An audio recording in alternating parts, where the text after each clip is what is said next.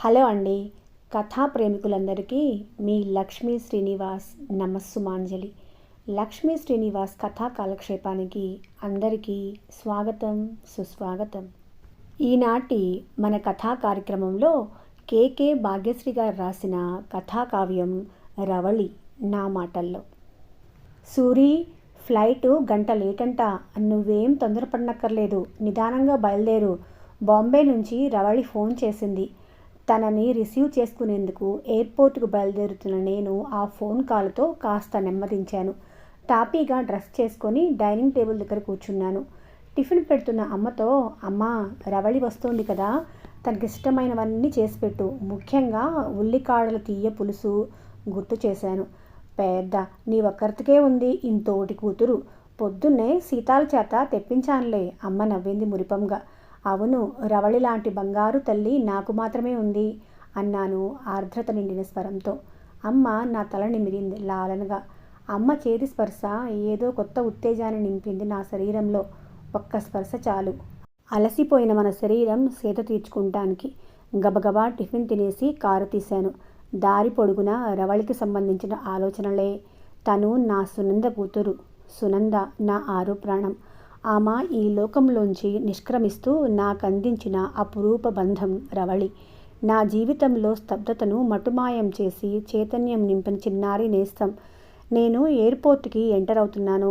అప్పుడే flight land అవుతుంది.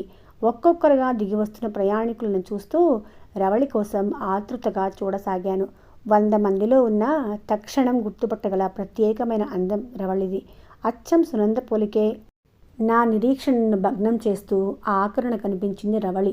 అసలే పచ్చటి మనిషి, మరి కాస్త రంగు తేలి నిండుగా కనిపిస్తుంది. హాయ్ సూరి, ఏంటలా చిక్కిపోయావు? నా మీద బెంగతో అన్నం సరిగా తినటం లేదా? పరిశీలనగా చూస్తూ నన్ను అల్లుకుపోయింది. నాకేం, బాగానే ఉన్నాగా. ఆంధ్రావనికి స్వాగతం అంటూ నా చేతిలోని ఫ్లవర్ బొకే ఆమెకు అందించాను. థ్యాంక్ యూ సూరి, నా బుగ్గ మీద సున్నితంగా ముద్దు పెట్టింది రవళి. చదువు పూర్తయిందిగా Ravali, what next? Car drive చేస్తూనే అడిగాను. విశ్రాంతిగా వెనక్కి వాలుతూ, ఇంకా ఏం డిసైడ్ చేసుకోలేదు సూరి, చెప్పింది రవళి అలసటగా కళ్ళు మూసుకుంటూ. రవళి ఇండియాలో MBBS పూర్తి చేసి పై చదువులకి అమెరికా వెళ్ళింది. ఆప్థల్మాలజీలో స్పెషలైజేషన్ చేసి తిరిగి వచ్చింది. తను ఒప్పుకుంటే తన చేత ఐ హాస్పిటల్ పెట్టించి బీద బిక్కికి సేవ చేయాలని తలంపుతో ఉన్నాను నేను. ఏమో తన యాంబిషన్ ఏమిటో. అసలు రవళిని అమెరికా పంపటమే నాకు ఇష్టం లేదు. కానీ పిల్లల అభివృద్ధికి పెద్దలు ఆటంకంగా మారకూడదని ఒప్పుకున్నాను. 2 ఏళ్ళు తనని వదిలి ఎలా ఉన్నానో నాకే తెలియదు. ఆలోచనల మధ్యనే ఇల్లు చేరాము. నాన్నమ్మ, తాతయ్య అంటూ కారు దిగుతూనే అమ్మా నాన్నలను చుట్టుకుపోయింది రవళి. జడివానెలా ఆమె కురిపిస్తున్న ముద్దుల దాటికి సతమతమయ్యారు వాళ్ళు. ఏమే భడవా, ఈ తాతయ్య అప్పుడే 3 కాళ్ళ ముసలోడైపోయాడనుకున్నావా? రవళి తెచ్చిన చేతికర్ర వైపు గుర్రుగా చూస్తూ అడిగారు నాన్న.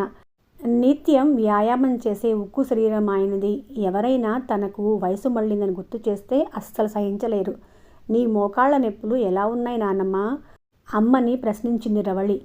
ఆ మాట ఎందుకు అడుగుతావులే తల్లి, వచ్చే వయసా పోయే వయసా? అయినా మీ నాన్నకి తోడు నువ్వొక డాక్టరు వచ్చి చేరావు కదా, ఇక నాకేం భయం? ములుగుతూనే మురిపంగా అంది అమ్మ. ఆమె అభీష్టం మేరకే రవళిని డాక్టర్ని చేశారు. నా సునంద మనోవాంఛ అనుసరించి నేను డాక్టర్నయ్యాను. పోనీ తల్లి, మీ నాన్నమ్మ ముసలిదైపోయింది, నీకింకో నాన్నమ్మని తెమ్మంటావేంటి? హాస్యాలాడారు నాన్న. అయ్యో సంబడం, ముదిమికి ముచ్చట్లని అదొక్కటే తక్కువ. అక్కడికి మీరేదో బాలాకుమారుడైపోయినట్లు అమ్మ వెటకారంగా చేతులూపింది. వాళ్ళిద్దరు గిల్లి కజ్జాలకి గలగలా నవ్వుతున్న రవళి స్వేచ్ఛగా ఉరికే జలతరంగిణిలా అనిపించింది. అదే నవ్వు సునంద నవ్వు. ఎంత బాధలో ఉన్నా సేద తీర్చే నవ్వు. అప్రయత్నంగా నా కళ్ళు చెమర్చాయి. ఏయ్ సూరి, అమ్మ గుర్తొచ్చిందా? అడిగింది రవళి ఆప్యాయంగా. అవునన్నట్లు తల ఊపాను. నా వీపు నిమిరింది రవళి లాలనగా. రావే తల్లి, స్నానం చేసి 4 ముద్దలు తిందువుగాని. మీ నాన్న దగ్గరుండి మరీ నీకిష్టమైనవన్నీ చేయించాడు. ఇన్నాళ్ళు దేశంగాని దేశంలో అడ్డమైన గడ్డి తిని నాలుగు మీద చెట్లు మొలుచుంటాయి. రవళిని లోపలికి తీసుకెళ్ళిందమ్మ. రవళి వచ్చి 1 నెల రోజులైంది. ఈ 1 నెల రోజుల్లో ఇంటి స్వరూపమే మారిపోయింది. ఆమె లేని ఇన్ని రోజులు మూగపోయిన లోగిలి నేడు కిలకిలా నవ్వులతో కేరింతలతో మారుమోగిపోతుంది. అమ్మా నాన్నల ఆనందానికి అంతే లేదు. చైతన్య స్రవంతి లాంటి రవళి సాన్నిహిత్యాన్ని ఎంతో ఇష్టంగా అనుభవిస్తున్నారు వాళ్ళు. అమ్మ పేరు మీద హాస్పిటల్ పెట్టి పేదవారికి సహాయపడాలనుంది సూరి. రవళి తన మనసులో మాట చెప్పినప్పుడు నా ఆశయం తన ఆంతర్యము ఒక్కటే అని మురిసిపోయాను. ఆమె కోరిక మేరకు తగిన స్థలం కొని హాస్పిటల్ నిర్మాణం ప్రారంభించాను. రవళి పొంగిపోయింది. మళ్ళీ జన్మంటూ ఉంటే నీ కడుపున పుట్టాలి సూరి అంది నన్ను పట్టుకుని ఏడ్చేస్తూ. రవళివన్నీ సునంద భావాలే. ఆమె రక్తాన్ని పంచుకొని పుట్టడం వల్ల జీన్స్ ద్వారా సంక్రమించిన సుగుణాలు కొన్నైతే నా పెంపకంలో రంగరించి పోసిన ఆదర్శాలు మరికొన్ని. జాలి, దయ, మానవత ఇత్యాదులన్నీ కలిసి పోత పోసిన సువర్ణ ప్రతిమ రవళి. నేను వెలిగించిన దీపం మరికొందరికి వెలుగులు పంచుతుందంటే అంతకన్నా ఆనందమేముంటుంది? రవళి ఈ మధ్య అదోలా ఉంటుంది. గమనించావా? ఆ రాత్రి భోజనాలు పూర్తయ్యాక నా గదిలో విశ్రాంతి తీసుకుంటూ ఉండగా వచ్చి అంది అమ్మ. ఏమోనమ్మా, నేను సరిగ్గా చూడలేదు అన్నాను ఆశ్చర్యంగా. ఆసుపత్రి నిర్మాణంలో తలములకలుగా ఉన్న నేను రవళిని నిర్లక్ష్యం చేస్తున్నానా? ఈ భావన రాగానే వణికిపోయాను. నా బంగారు తల్లిని నిర్లక్ష్యం చేస్తానా? నెవర్. వెంటనే లేచి రవళి గదిలోకి వెళ్ళాను.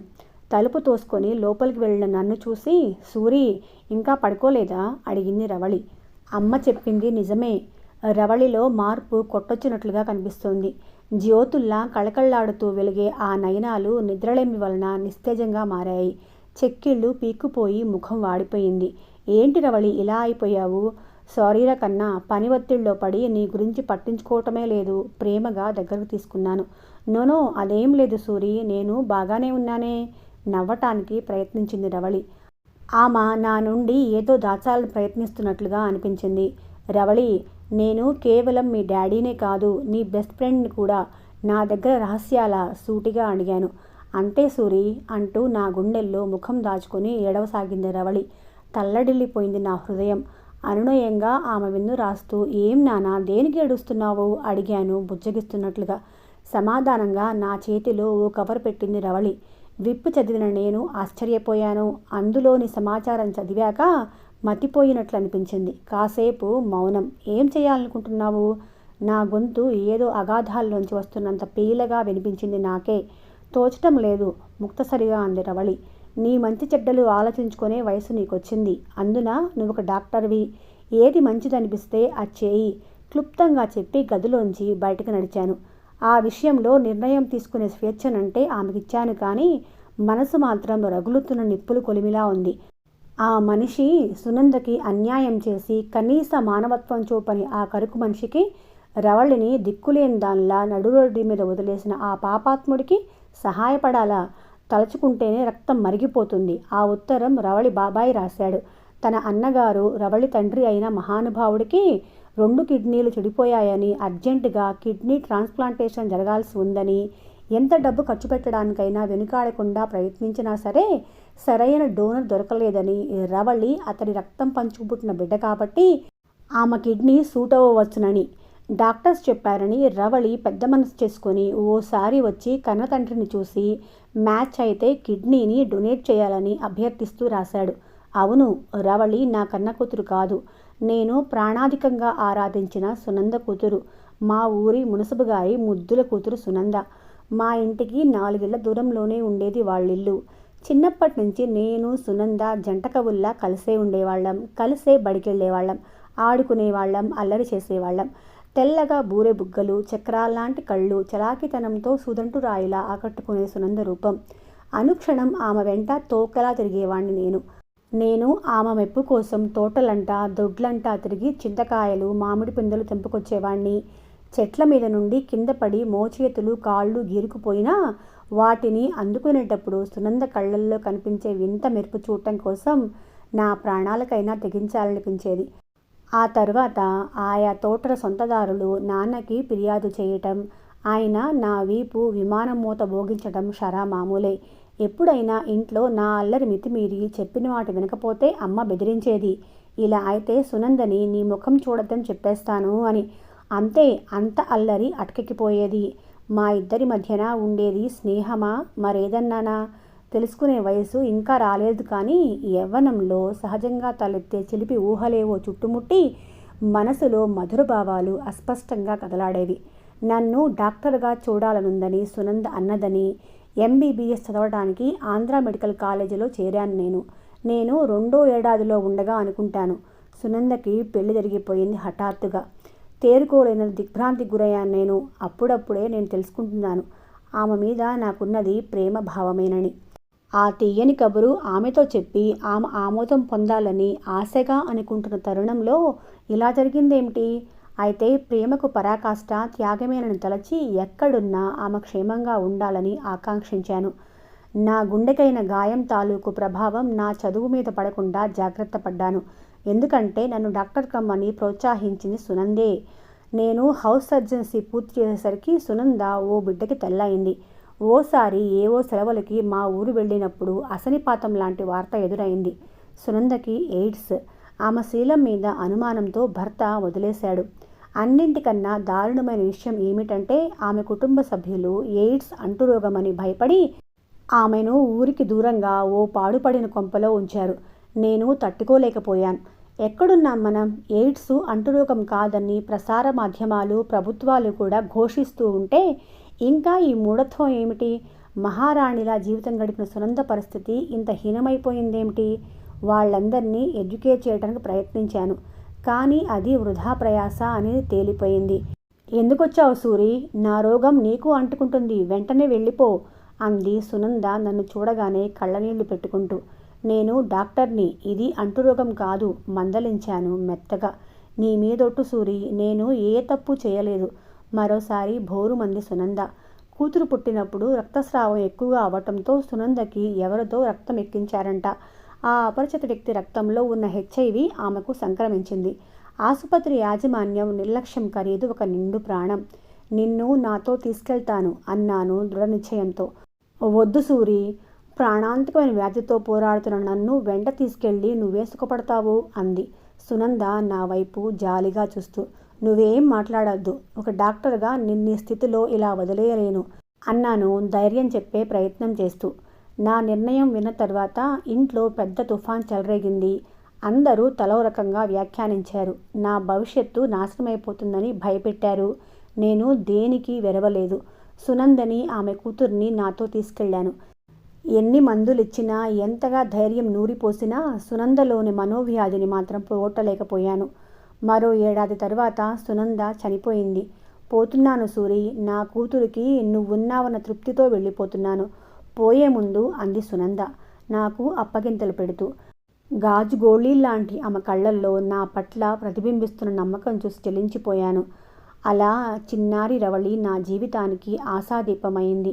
పెళ్లి చేసుకుంటే వచ్చిన ఆమె తనని నిర్లక్ష్యం చేస్తుందేమోనన్న భయంతో ఆ మాటే తలపెట్టలేదు నేను. నా మీద మమకారం చంపుకోలేక అమ్మా నాన్నలిద్దరూ నా దగ్గరికే వచ్చేశారు. అమ్మేమో రవళికి తల్లి లేని లోటు తెలియకుండా అపురూపంగా పెంచితే నాన్న ఆమెకు ఆలంబనై నిలిచారు. కూతురు ఎక్కడుందో, ఎలా ఉందో కూడా తెలుసుకోవటానికి ప్రయత్నించలేదు సునంద మొగుడు. అలాంటివాడు ఏ ముఖం పెట్టుకొని కిడ్నీ దానమివ్వమని అడుగుతున్నాడు? దీనికి రవళి ఎలా ప్రతిస్పందిస్తుంది? పదే పదే నన్ను వేధిస్తున్నది ఈ ప్రశ్న. నిన్ను అనాథగా వదిలేసిన ఆ మనిషి కోసం నీ కిడ్నీని దానం చేస్తావా? రవళి నిర్ణయం విన్న నాకు మతిపోయింది. నువ్వే చెప్పావు కదా సూరి, మమతానుబంధం కంటే మానవతా బంధం మిన్నా అని. సాటి మనిషికి సాయపడటం తప్పెలా అవుతుంది? ఎదురు ప్రశ్నించింది రవళి. కానీ భవిష్యత్తులో నీకేమైనా ప్రాబ్లం వస్తే ఇంకా చిన్నపిల్లవి. రవళి దృష్టి మళ్లించాలన్న వ్యర్థ ప్రయత్నం నాది. అపాత్ర దానం చేయటం కూడా పెద్ద నేరమని నా భావన. ఒక్క కిడ్నీతో కూడా హాయిగా జీవించవచ్చు సూరి. నువ్వన్నట్లుగా ఒకవేళ ప్రాబ్లమే వస్తే నాలాంటి దాత మరొకరు దొరకపోరు నవ్వింది రవళి మెత్తగా. ఆమె ఆత్మవిశ్వాసానికి నివ్వెరపోయాను.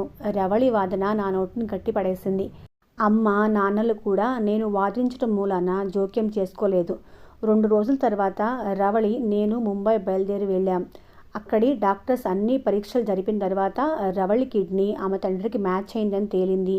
అతగాడి ముఖం వెలిగిపోయింది. రవళికి పదే పదే కృతజ్ఞతలు చెప్పాడు. తనని నిర్లక్ష్యం చేసినా అదేమీ మనసులో పెట్టుకోక తనకి జీవనదానం చేస్తున్నందుకు ఆమెని వేణోళ్ళ కొనియాడాడు. అన్నింటికీ ఆమె చిరునవ్వే సమాధానమైంది. ఆపరేషన్కి డేట్ ఫిక్స్ చేశారు. నాకెందుకో లోపల భయంగా ఉంది. ఎంత డాక్టర్నైనా రవళి విషయంలో మామూలు మనిషిగా మారిపోతాను. కిడ్నీ ట్రాన్స్ప్లాంటేషన్ అంటే ఎంత రిస్క్తో కూడినదో నాకు తెలుసు. ఆపరేషన్ మరునాడనగా ముందు రోజు సాయంత్రం రవళి తండ్రి హరిప్రసాద్ని కలవటానికి ఆయన రూమ్కు వెళ్ళాను.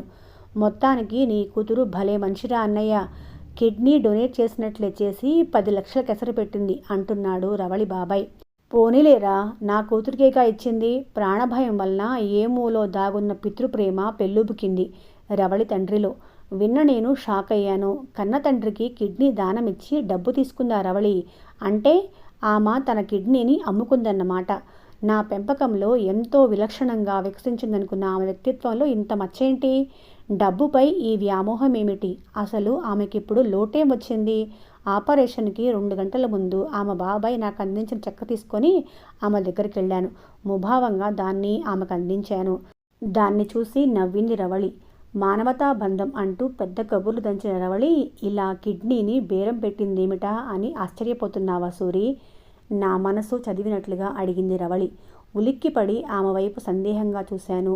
బయట వాళ్లకైనా ఆయన డబ్బివ్వటానికి రెడీ అయ్యాడు కదా అంది నవ్వుతూ. అది వేరు, ఎంత కాదనుకున్నా ఆయన నీ తండ్రి, కాస్త కరుగ్గా అన్నాను. ఎందుకో రవళి అలా మాట్లాడటం నచ్చలేదు. కావచ్చు, కానీ నాకు ఆయనకి నడుమ ఆ అనుబంధం లేదు అంటూ ఆ చెక్ తిరిగి నా చేతుల్లో ఉంచుతూ, ఈ డబ్బు ఎయిడ్స్ పేషెంట్ సంక్షేమం కోసం వినియోగించు సూరి. అమ్మకి సూరి దొరికినట్లు అందరికీ దొరకరు. రవళి కళ్ళల్లో అశ్రు బిందువులు నిండాయి. రవళి, ఆమెను తప్పుగా అర్థం చేసుకున్నందుకు సిగ్గిల్లాను. ఆమెను నేను పెంచిన విధానంలో ఎటువంటి లోపం లేదన్న గర్వం అంబరాన్నంటింది. ఇంతలో హరిప్రసాద్ని అక్కడికి తీసుకొచ్చాడు రవళి బాబాయ్. కూతురు చేతుల్ని తన చేతుల్లోకి తీసుకుంటూ, నిన్ను కాదనుకున్నా నన్ను ఆదుకున్నావు. నీ నోటంట నాన్న అన్న పిలుపు వినాలని ఆశగా ఉందమ్మా అన్నాడు గద్గద స్వరంతో. రవళి ఆయనకేసి సూటిగా చూస్తూ, ఐఎమ్ సారీ మిస్టర్ హరిప్రసాద్, మా డాడీ పేరు సూరి, డాక్టర్ సురేంద్ర అన్నది నిబ్బరంగా. అప్పుడు హరిప్రసాద్ వదనం బాధతో నల్లపడగా నా ముఖంలో వెన్నెల వెలుగు నిండిన భావన కలిగిందా క్షణం. మన కథా కాలక్షేపం కొనసాగుతూనే ఉంటుంది. ఆ కొనసాగింపులో మీరు కూడా భాగమయ్యేందుకు మన ఛానల్ని సబ్స్క్రైబ్ చేసుకొని నన్ను తప్పకుండా సపోర్ట్ చేయండి. ఇప్పటి వరకు విన్నవారు మన కథలకు లైక్ కూడా ఇవ్వండి. మళ్ళీ రేపు కలుసుకుందాం.